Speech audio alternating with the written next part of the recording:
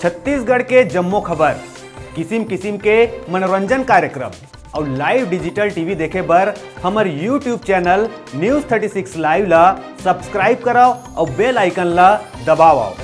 जय जोहार।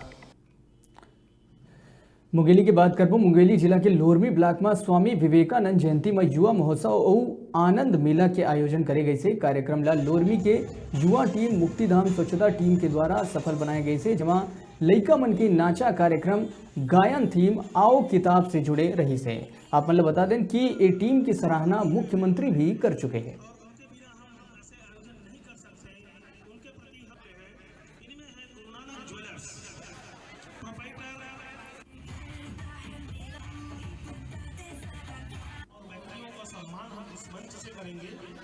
उससे पहले मैं आपको बताना चाहूंगा कि इस कार्यक्रम में हमारे जो प्रायोजक हैं उनके द्वारा एक सांस्कृतिक कार्यक्रम का आयोजन किया था।